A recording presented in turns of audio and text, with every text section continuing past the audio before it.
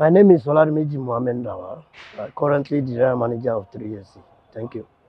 Well, thank you for taking me down the memory lane. It was a wonderful experience there, and want to give kudos to all my teammates that participated with me in that competition. They were good soldiers at war, and some of them are past now. They are still rest in perfect peace. And I'll call my coach a legendary coach, Tunde Disu, who was in charge of the team. Well, let me go to the question. It was strange anyway because I think we were losing 4-0, 20 minutes to the end of the game. And I remember it was 2-0 in the first half. And then when we got to the dressing room, let me say half of the team were crying already. And you know what football means in Nigeria. And when you talk of results, you understand. So we were like seeing ourselves as failures. But we all gathered ourselves and, discussed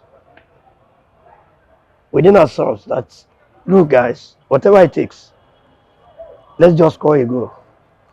Because there's no way we'll go back to Nigeria without scoring a goal. We know what it's going to be like at the Murtala Mohammed International Airport, Nigerian fans. So when we got back, after the first half, we got back to the field, we all started fighting. We became 2-in-1. I tell people 2-in-1, they don't understand. 2-in-1 in the sense that one player is playing as two persons. We doubled our efforts, we doubled our energy, and then all we were thinking about was how to reduce the tally. We were not at that moment thinking of winning the game, but don't let us go back home disgraced. Eventually, we started scoring, and before you know it, the game came back. We came back into the game, and we scored 4 goals to make it 4-4. What will I say? I thank Nigerians for the privilege and the opportunity, because if not for the for Nigerians that very day, I wouldn't have been able to put up that show. But let me start from the beginning. When we were invited to the camp, I think Dammam Hotel in Lagos, we got to the camp and they were like, we have people like our most senior, it's late now, which is Stephen Keshi, I remember, was the captain of the team. And the likes of Rashidi Yakini, I think, a lot of big names in the team. And it was my first invitation to the national team, to the national team proper, that is the Super Eagles. And when we got to the camp, it was like Keshi was asking, who's that little boy everybody was asking for? And then I went to him and I prostrated. I couldn't stretch my hand to greet him. But, we're going to play in the same team. But I prostrated and I said, good evening, sir. How are you, sir? I said, you would like to see what I can do on the field because everybody has been clamoring that they want to see Oladimeji Lawal. And I said, okay. I pray I have the opportunity to feature on the game. Yeah. On that very day, I was on the bench, and I think we were seriously looking for goals. And then I think it was dead in the second half.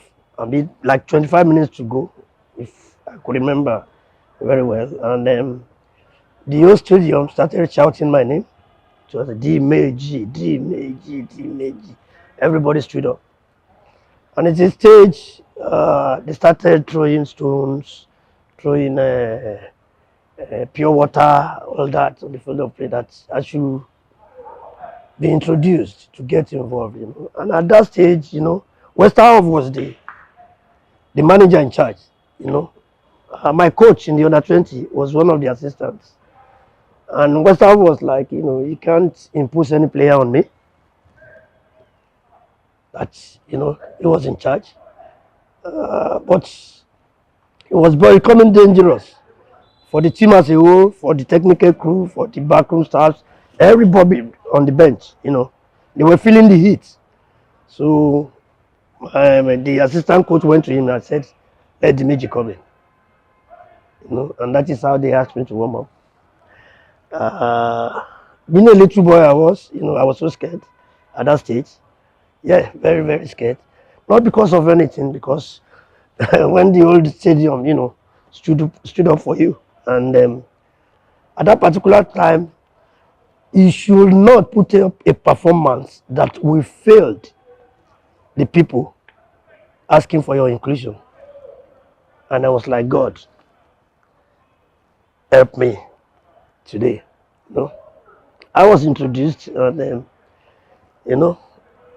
way I move on the wing, and then the first 5 minutes, I scored the goal that everybody were looking for. And not only that, if you remember vividly, I gave the assist for the second goal. And I remember after scoring the first goal, my late brother, the boss, the big boss, Stephen Keshi, may so rest in perfect peace. He ran from the 18-yard box to the half of the field, and he picked me up like a baby and was, throwing, and then, so that was my debut, and it was really, really fantastic. I think there's no way I am going to erase that from my, because move forward a bit, 48 hours after or 24 hours after, if you remember, on the Punch back page, our president then,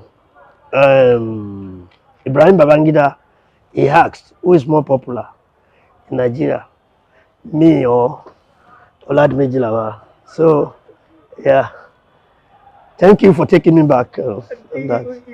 I was given back to in July 24, 1971, a place called Ifo. Ifo is between Ogun State and Lagos State before Ota. Understand? So that's where I was born, but I'm a native of Ibadan, from Isaliafa. At my family house, Agboli Ogunbade, right here in Ibadan. My mother is from Umu in Ogun State, the riverine area of Ogun State. And like I was told, my mother was a very good athlete, and she represented what you call Western State then. In sprints, she used to be very fast. And I grew up watching my father play a bit of football, because as time goes on, from my primary school days till secondary school days, before my tertiary institution, we lived in Kokori Starch Institute of Nigeria. And I don't think a lot of people know what Kokori Starch Institute is like. It's like what would I call it? A small village, but filled with talents. And I was still going to that. You see, when you grow up in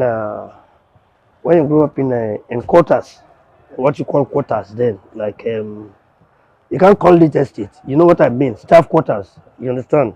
It's two things. It's either you are good with your books, or you are very good in sports. There's no time for all this. What would I call it? Yes, that is happening these days. You can't go into drugs. You can't. They can't find you in wrong places. You understand? So your time is dedicated to your books, and if you have talent for sports. Fortunately, we we have an environment that encourages you to either play football, be an athlete, or you play volleyball. Understand? Which I do both. People don't know I play volleyball a lot. Yes, I'm very good at that. But my football was my, what I really started with.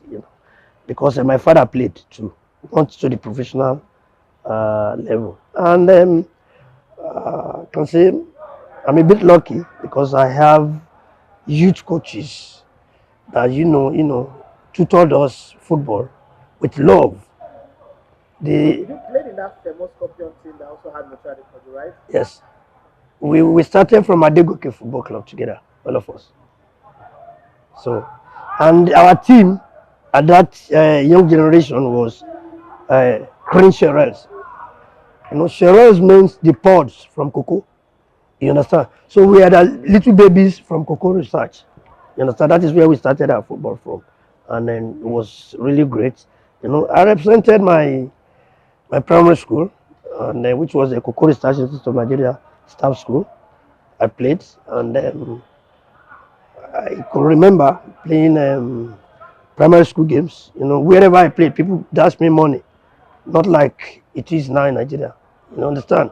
Everywhere I play, you know, people call me and they give me money, gifts, and all that. You know, and you know, before uh, proceeding to secondary school, I went to Prospect High School, Abala, and it was there I really decided I want to be. You know, I really want to become a professional because we we had a senior in our team called Tosin Adebambo. I don't know if you can remember him by now, you know. And he went to represent Nigeria, I think it was in 1983. He was invited to play for Nigeria in Mexico, you know. And when he came back with a wristwatch that was singing. You understand? And and you see that wristwatch, it was given to our principal, and the principal gathered all of us at the assembly, and I said to all of us, you see what this great player has brought to me tonight. And you know, looking at that, it was that day I decided, whatever it takes, I want to become a footballer too because of that wristwatch. I was looking at a time I'll be able to buy such a wristwatch for, you know. But then, you know, we never knew it was just a wristwatch with alarm or something. You see, so that was the motivation, you understand, that pushed me to really wanting to be a professional. And after, you know, leaving Prospect High School, I moved to Ibadan Grammar School, which was known for football, you know, because you had the opportunity to do your A levels, you understand, after the secondary school, you know. So I moved there, and it was there, you know, I started becoming a celebrity, sort of, when it comes to football, most especially in Oyo State and part of Nigeria, because we won the Principal Cup and we went ahead to represent the state in the all Nigerian secondary school games. And if I'm not taking your time, I'll tell you how I become a member of the team. Because this team, they were having a team like the national team, and I was always a bench warmer. Yeah, small but you know fantastic bench warmer, and I was always there. You know, I was not given the opportunity because the people that were playing were better than me. Let me see, you understand? And there was this day we have a game with Oliver Baptiste Oyo, Principal Cup, and that same day, 4 regular players of our team were having matches with their club sides because most of them were playing the club sides. So it was then that you have all these banks having football teams, you exide, you know, wherever you go in Oyo State, you have football teams, you know, that you can practice your profession. So it was like our coach said they could not go for the game, but they refused because money was involved, and they said they were going to play for their club. And the coach said, okay, you can only take your leave and go. And we were to play a very big match. No, we were to play not Oliver Toyo, it was a team right here in Ibadan. It's called Orogun High School. Yeah, I remember. And I was there, you know, watching before the game.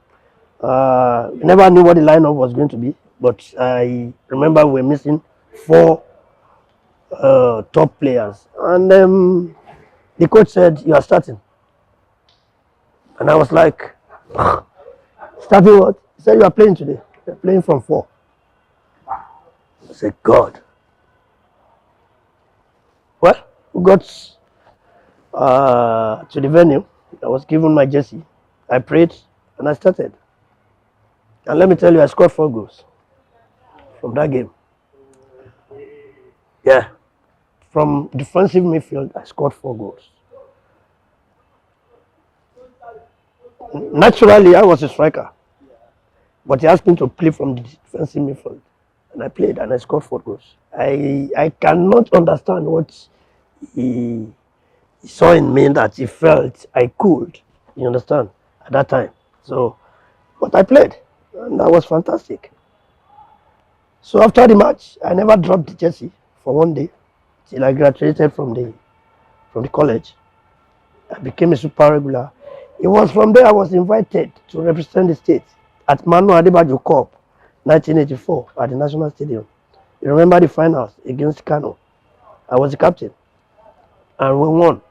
I played from defensive midfield. Yeah. So let me move from there. Now we're in camp, and I remember you mentioned Coach Idu Otubusi.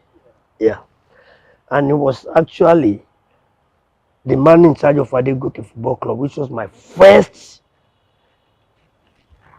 regular club to pay me for playing. You understand? And we were 6 in the team, the state team, and he said he would like me to join the team. I said, what? Am I going to be paid? He said, yes, you're going to be paid. I said, paid for playing football, you know. And I remember my first training, they gave me new boot, and I was like, wow, new boot Adidas to play football, and you know.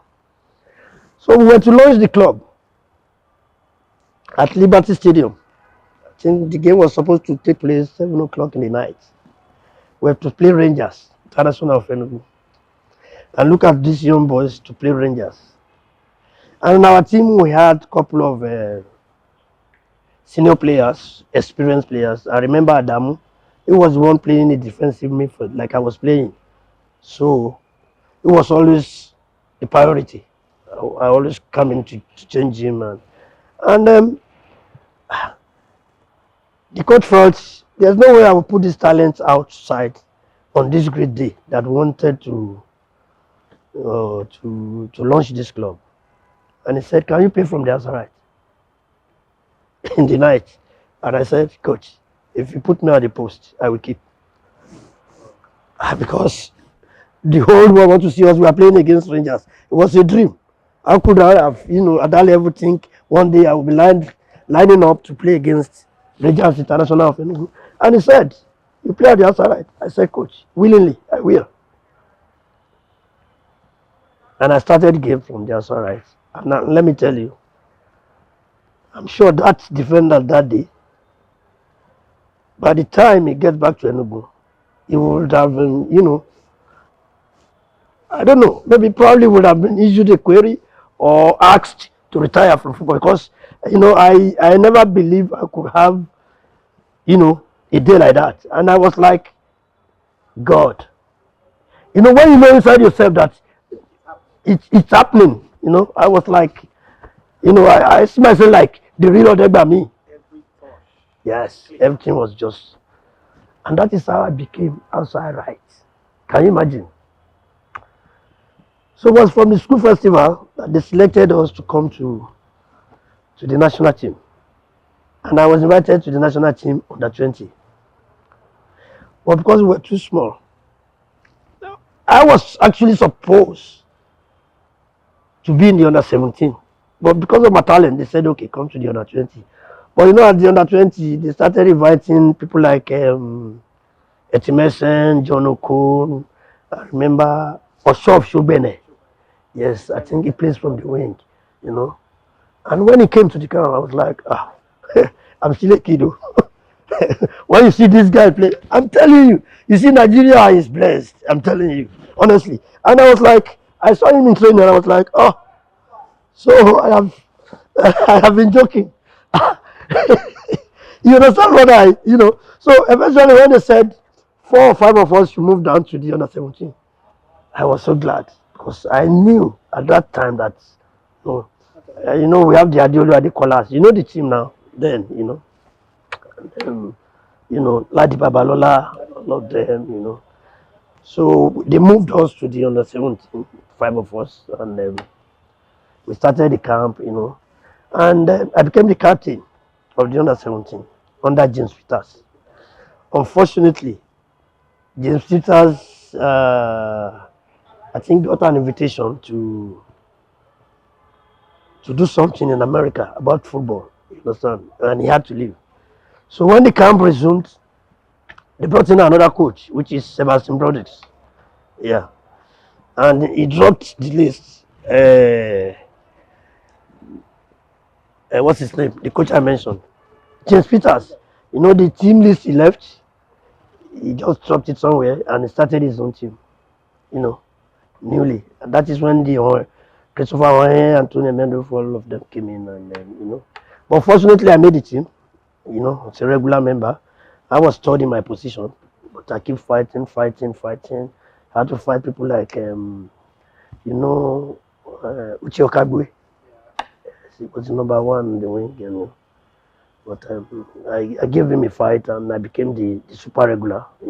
He didn't make the team to the World Cup. I made the team, and so eventually we went to the World Cup, which was in Canada, '87, and we played in the finals also. So we lost in the final. It was in the final I was cheated out of scoring that goal. You remember, referee right, and when Pele stood up and he got angry and he left the stadium. Yeah, everybody could see was a cheating on Africa. Yeah, talking about my coach then, Tunde Disu. We call him my man, like you said, and he has this spirit of how would I call it? He makes you feel wanted every time. You understand? Like I said, he is so disciplined. We were, scared of him while we were in camp. But at the same time, he make you feel wanted. All you needed to do with Tunde Disu is to follow the rules and regulations of the camp. His tactics, in terms of training, you need to understand critically. You have to get the understanding of what he wants. It's not just a coach that will just send all of you on the field of play and say, okay, go and play. No. It makes you understand your role. That is one very good thing about a coach. But I think what really helped him, don't forget, I always, preach that what we are missing in Nigeria is this idea of continuity when it comes to football. You understand?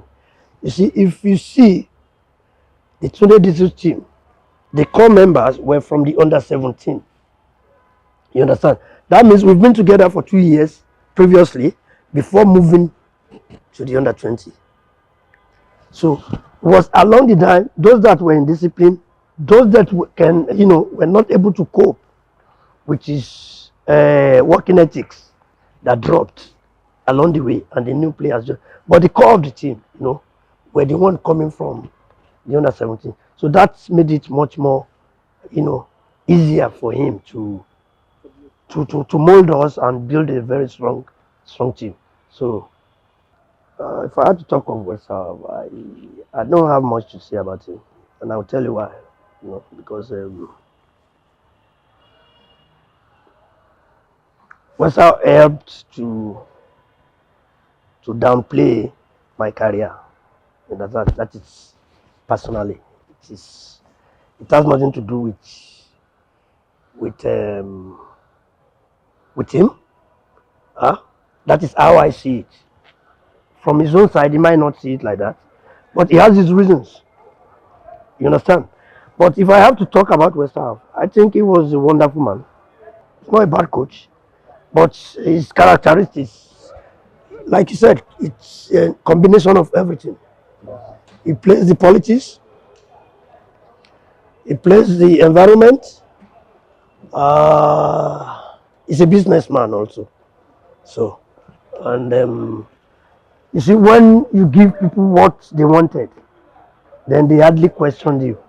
You understand? Westerhoff gave us the first World Cup opportunity. So there's no way people will ask questions.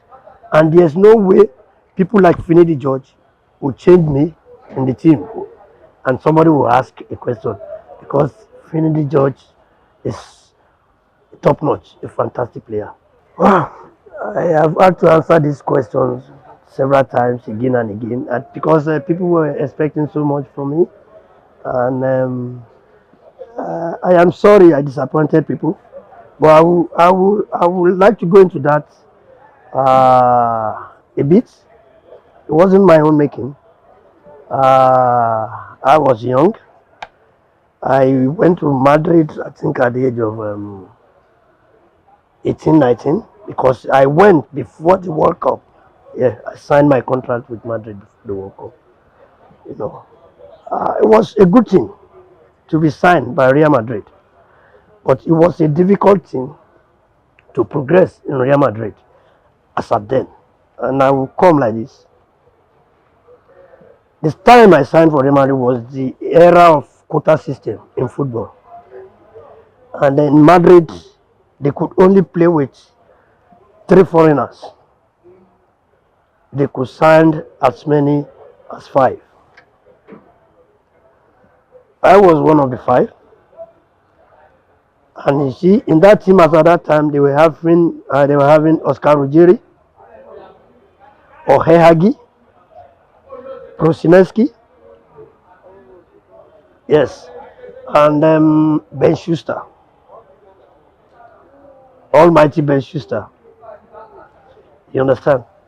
So there's no way I could play in the first team. That was the first obstacle. You understand? Again, the man that took me to Real Madrid was not a professional man in football. He was not an agent. He was not a football representative like all these young guys are having now. He was just a guy, just like you, that followed me right here in Lagos. Felix Lopez. He works with the embassy in Lagos from Spain. So he loves football. He comes around to watch Nigerian league, Nigerian football. So I was in Julius Berger. And that is when he said, oh, this talent must be taken somewhere else. That is how he took me to Real Madrid. And I had, out of a week trial, I had just 2 days trial. I broke my middle finger. But could you believe after my two training sections, they already signed me. Out of 4 of us that went. I went with John Okon, I went with Ladi Babala, I went with Tunde Disu. I was the only one Real Madrid signed then. You understand? They saw the talent. But there was nobody to model me. There was nobody to program me. There was nobody to give me directions. I was just like an African boy that is dumped in the... you get what I'm saying? And I was still very young. So that really played a role in slowing down my, I remember playing in the Team B, that is Castilla. I was having a good time. And Real Madrid in Premier Division came for me. They wanted to sign me. Arsenal Lens in France, they wanted to sign me. But I had no representative to work on all these things. And I was stuck in Real Madrid. So it was my 3rd year that I got angry and I said I wanted to leave because, I got tired of the situation. And not only these players, they were bringing in more players from Argentina, from Brazil, all that stuff, And I was just like African boy, I was just there. After the World Cup, they asked me, they monitored us and they asked me for more players to come from Nigeria so that I would be happy to join me. And that is how Mutiu Adepoju came to join me. Christopher Nwosu, Unfortunately, he also left to Belgium. You understand? So, it was what I really, you really faced. You understand? So as a wrap up, And it was around that time Westerhoff edged me out of the national team. Huh? That would have been a place to showcase me to the other, you know, football whatever, football world. You know.